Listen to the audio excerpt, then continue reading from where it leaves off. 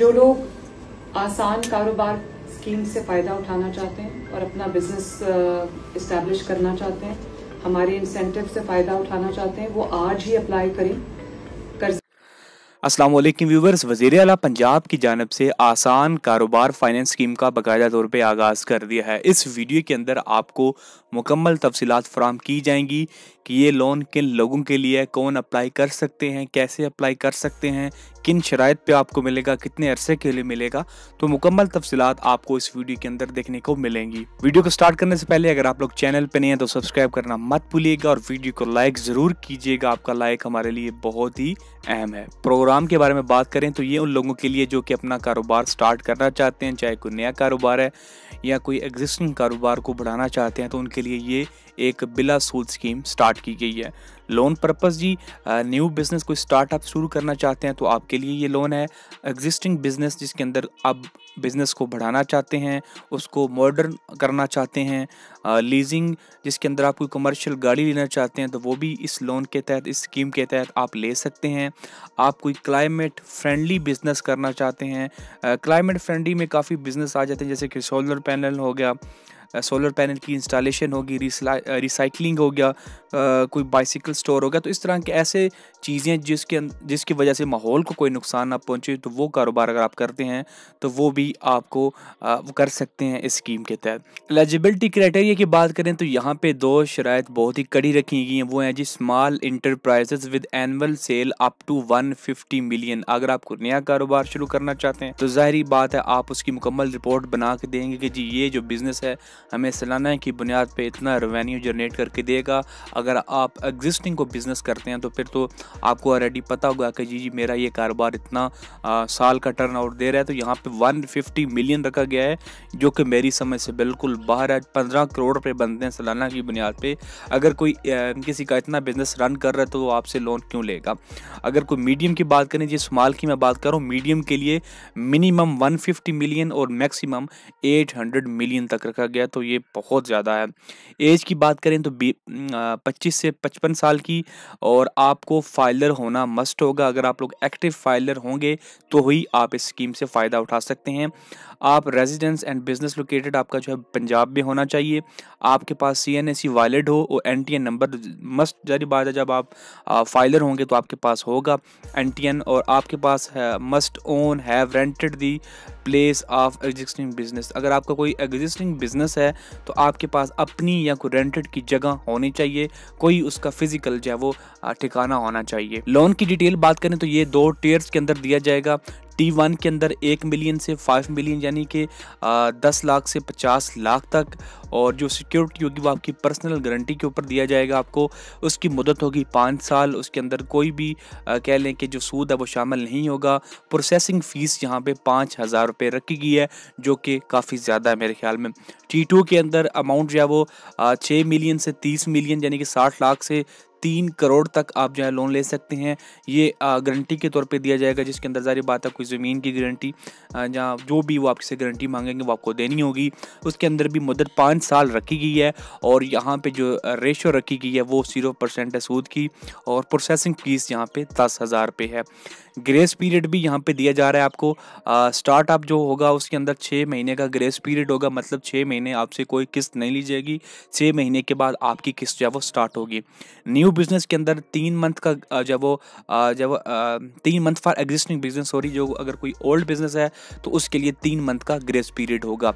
Equity की बात करें 0% for T1 other than loan leased commercial vehicle. अगर आप T1 के अंदर लोन हासिल करते हैं तो उसके अंदर अगर कोई कमर्शियल गाड़ी आप नहीं ले रहे हो, स्टार्ट कोई भी स्टार्टअप कर रहे हैं, तो उसके अंदर आपको कोई भी कंट्रीब्यूशन नहीं करना है। टोटल आपको गवर्नमेंट जो वो पैसा देगी। अगर आप कोई गाड़ी लेते हैं, लीज्ड व्हीकल लेते हैं, फॉर एग्जांपल कोई कमर्शियल गाड़ी लेना चाहते हैं कारोबार के लिए, तो उसके अंदर 25% आपको देना होगा। मतलब आपको गवर्नमेंट की जानब से 30 लाख का लोन मिलता है, तो उसमें से आपको जो 25% उसकी अमाउंट है 30 लाख की, वो आपको देनी ही देनी है। बाकी 75% गवर्नमेंट ऑफ पाकिस्तान आपको देगी। अदर लोन की बात करें तो यहाँ पे 20% होगा, आपकी इक्विटी होगी और बाकी T1 T2 जो भी है, अगर आप लोग जो है वो T2 के अंदर अप्लाई करते हैं तो 20% आपको जो है वो देना होगा, आप जो भी लोन मंजूर होता है, और बाकी 80% गवर्नमेंट आपको करेगी। लेकिन जो फीमेल्स होंगी, ट्रांसजेंडर होंगे, उनके लिए 10% रखा गया है, बाकियों के लिए 20% रखा गया है इक्विटी वाला कोटा। पेमेंट की टर्म बात करें तो इक्वल मंथली इंस्टॉलमेंट होगी as per terms of approval. आपकी जो भी माहाना किस्त बनेगी वो इक्वल होंगी, एक जैसी एक साथ होगी, कम या ज़्यादा नहीं होगी। लेट चार्जेस की बात करें तो यहाँ पे 1000 पर ₹1 पर डे का जो वो आपसे चार्ज किया जाएगा अगर आप लेट करते हैं। उसके अलावा एडिशनल कास्ट भी यहाँ पे रखी गई है, हैंडलिंग फीस रखी गई है, वो नील रखी गई है। 3% per annum for existing business जी यहाँ पे हैंडलिंग फीस रखी गई है जो आपके लोन को हैंडल करेंगे। और अगर आप लोग जो हैं वो क्लाइमेट फ्रेंडली को बिज़नेस कर रहे हैं तो यहाँ पे T2 के अंदर वो कर रहे हैं तो वो यहाँ पे आपसे कोई भी हैंडलिंग फ़ीस नहीं ली जाएगी। तो यहाँ पे हैंडलिंग फ़ीस भी 3% है, ये भी कुछ समझ से बाहर है। Insurance, legal and registration charges भी होंगे तो ये भी आपको साथ में देने होंगे। बाकी अगर हम मज़ीद तफसीलात के अंदर जाएँ, यहाँ पे काफ़ी सारी और भी चीज़ें हैं जो कि हमें यहाँ पे मिल जाएंगी। इस वेबसाइट का लिंक भी आपको डिस्क्रिप्शन में मिल जाएगा। तो यहाँ पे दरख्वास्त दरिंदा के लिए कौन सी चीज़ें लाजमी हैं, वो ये हैं जी कि उसके पास पासपोर्ट साइज़ की तस्वीर होनी चाहिए, एक शनाख्ती कार्ड का सामने वाला हिस्सा और पीछे वाला हिस्सा उसके पास मस्त होना चाहिए। दरख्वास्त दर्ज करने से पहले आपके पास ये चीज़ें भी मौजूद होनी चाहिए। आपके शनाख्ती कार्ड के साथ रजिस्टर्ड एक मोबाइल नंबर मौजूद होना चाहिए। अगर आपके पास नहीं है तो आपके नंबर पे आपके ID कार्ड के ऊपर एक मोबाइल लाजमी होना चाहिए जिसके ऊपर बैंक की जानब से आपको कॉल आएगी। 2 हवालों के नाम, शनाख्ती कार्ड की कापियाँ और मोबाइल, जो भी आपके 2 हवाले होंगे जो आपकी गारंटी देंगे, वो खूनी रिश्तेदार ना भी हो तो चल जाएंगे, उनकी कापियाँ और मोबाइल नंबर भी चाहिए होंगे। आप एक फवाल टैक्स फाइलर होंगे, ये पहले बता चुका हूँ। नए कारोबार के लिए माना कारोबारी आमदनी, कारोबारी अखराजात और दीगर आमदनी तखमीना दस्तियाब। मतलब अगर आप कोई नया कारोबार कर रहे हैं तो उसके लिए माना कारोबारी आमदनी कितनी होगी, इसका अखराजात कितने होंगे, दीगर जो भी इसके होंगे वो सारी आपने एक रिपोर्ट बना के यहाँ पे सबमिट करनी है। मौजूदा कारोबार के लिए उनकी असल माहाना तफसीलात भी आपने देनी है कि जी मेरा ये कारोबार है, ये महीने के इतने पैसे कमा रहा है, इतने इसके अखराजात हैं, सालाना इतने कमा रहा है। तो वो सारी तफसीलात मैं पहले भी आपको बता चुका हूँ कि इतने पैसे, अगर इतना आपका कारोबार सालाना जब वो पैसे बना रहा होगा तो ही ये आपसे कुछ बात करेंगे। किराए के मुआदे, ट्रांसफ़र लेटर, रजिस्ट्री बाय कारोबार और रिहायशी पते की कापी जो भी होगी, मतलब आप जहाँ पे रहते हैं वो भी आपसे लिए जाएंगे। रजिस्ट्री बाय कारोबार, अगर आपका कारोबार रजिस्टर्ड है तो वो लिया जाएगा। जो भी चीज़ें इतलाक होती हैं वक्त के हिसाब से वो आपसे ली जाएंगी। किराए का मुआहदा होगा डेफिनेटली, अगर आप रेंट पे रह रहे हैं कहीं पे तो आपका उनसे कोई मुआहदा होगा, अगर नहीं भी होगा तो आप वहाँ से मुआहदा बनवा सकते हैं, कोई ज़्यादा परेशानी वाली बात नहीं है। यकीनी बनाएं कि आपके पास ये सारी चीज़ें मौजूद हों। उसके बाद आपके पास दरख्वास्त की फ़ीस दस्तियाब हो, जो कि मैं पहले आपको बता चुका हूँ कि T1 के लिए 5000 रुपये रखी गई है और T2 के लिए 10,000 रुपये रखी गई है, जो कि सरासर नाइंसाफ़ी है और वो नाकाबिले वापसी फ़ीस है, ये आपको याद रखना है। आपके पास T2 कर्ज़ों के लिए पेश की जाने वाली सिक्योरिटी तफसीलात होनी चाहिए, क्योंकि T2 के अंदर अगर आप कर्ज़े अप्लाई कर रहे हैं तो आपको कोई ना कोई सिक्योरिटी की एवज़ कोई चीज़ रखनी होगी, चाहे वो आप घर रख रहे हैं, गाड़ी रख रहे हैं, मकान रख रहे हैं, जगह रख रहे हैं, तो वो सारी तफसीलात आप लोगों ने लाजमी देनी है। जैसे कि यहाँ पे लिखा हुआ है property transfer letter, registry for the हुकूमती सिक्योरिटीज़ वगैरह जो भी आप रखेंगे उसकी आपको सारी तफसीलात भी यहाँ पे देनी है। दरख्वास्त जमा करवाने के मतलब मालूमात अगर बात करें तो दरख्वास्त जमा करवाने के लिए साइन अप आपको करना होगा। आपके पास अपने नाम रजिस्टर्ड एक मोबाइल नंबर होना चाहिए जिस पर बैंक आपसे रब्ता करेगा। दरख्वास्त मुकम्मल करने पर कम अज़ कम 15 मिनट लगेंगे और आप फॉर्म को एक ही बार मुकम्मल कर सकते हैं या बाद में जमा करवाने के लिए ड्राफ्ट महफूज कर सकते हैं। बराए करम जितनी मालूमात आपके पास हो अपलोड करें, जैसे मालियाती गोशवारे, कारोबारी मंसूबे वगैरह। गुज़िश्ता 6 माह की बैंक स्टेटमेंट भी आपके साथ होगी।